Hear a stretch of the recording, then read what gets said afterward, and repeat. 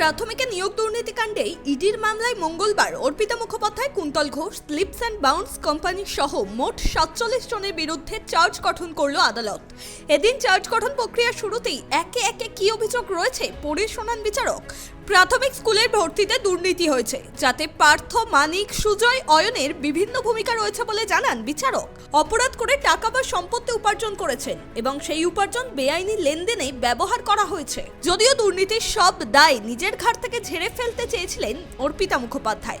অর্পিতা বিচারককে বলেন, আমি কিছু জানতাম না, আমি কোনো সরকারি পদেও ছিলাম না, কোনো দুর্নীতির সঙ্গে যুক্ত ছিলাম না, আমি জানি না কোথা থেকে কি পাওয়া গেছে, আমি কোনো অনৈতিক কাজের সঙ্গে যুক্ত নই।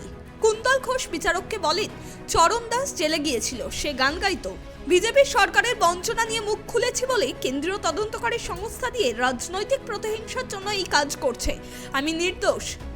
বিচারক কুন্তলকে ধমক দিয়ে বলেন, এইসব ধর্মতলায় গিয়ে বলবেন। বিচারক কল্যাণময়কে বলেন, পার্থর জামাই হিসাবে দুর্নীতিতে গুরুত্বপূর্ণ ভূমিকা পালন করেছেন বলে অভিযোগ।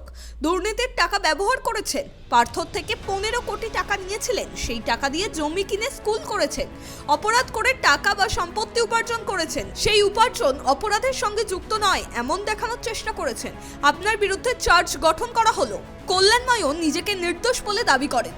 মানিকের ছেলে হিসাবে টাকা লেনদেনে যুক্ত থেকেছেন সৌভিকও, দুটি কোম্পানি তৈরি করে টাকা লেনদেন করা হয়েছে বলে তাই সৌভিকের বিরুদ্ধেও চার্জ গঠন করা হলো এদিন।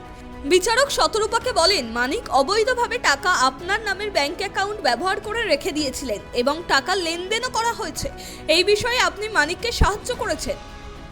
কালকে হয়েছে 6 জনের, আজকে হয়েছে 47 জনের, টোটাল 53 অ্যাকিউজডের চার্জ গঠন অলরেডি হয়ে গেছে এবং একজন 28 নম্বর অ্যাকিউজ পার্সন সে দিল্লিতে আছে, সে কালকে আসবে, তাকে 10:30টায় টাইম ফিক্স হয়েছে, তো কালকে সে এলে তার চার্জ হবে। 28 নম্বর অ্যাকিউজ যে দিল্লিতে আছে সে শারীরিক অসুস্থতা আছে, তার অ্যাডভোকেট সেটা জানিয়েছে, তো সেই কারণেই সে আজকে আসতে পারেনি, তো সে দিল্লি থেকে কালকে এলে তার হবে। হ্যাঁ, যাদের ছিল সবারই নামে হয়েছে, শুধু একজনই বাকি আছে, সেটা হলো 28 নম্বর।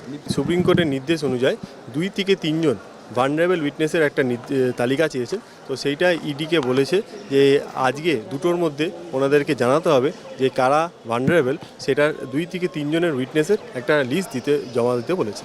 তো এখনও দুটো বেজেছে, কিন্তু এখনও ইডি দিতে পারেনি, তো ইডি দিক, তো সেই হিসেবে তখন বলা যাবে। তো সুপ্রিম কোর্টের যে নির্দেশ ছিল 6/12/2024 সেই সুপ্রিম কোর্টের নির্দেশের অনুযায়ী ওটা হচ্ছে। এই চার্জ গঠন হয়ে গেলে এবার সাক্ষী চালু হবে, এই সাক্ষী চালু হওয়ার জন্য এই সাক্ষীর লিস্টটা কোর্ট দিতে বলেছেন এবং ইডি সেইখানে যতগুলো উইটনেস আছে সেটার মধ্যে থেকে ভালনারেবল কারা এবং কারা এই কেসে সবথেকে ভাইটাল, তো সেইগুলোই এখন লিস্ট জমা দিক, তারপরে সাক্ষী প্রক্রিয়া চালু হবে। প্রাথমিকে নিয়োগ দুর্নীতি কাণ্ডে ইডির মামলায় একে একে মোট 47 জনের বিরুদ্ধে মঙ্গলবার চার্জ গঠন করল আদালত। ক্যামেরায় সূর্য শঙ্কর অধিকারীর সঙ্গে অভ্রদীপ দাসের report, tribe TV Bangla, Kolkata.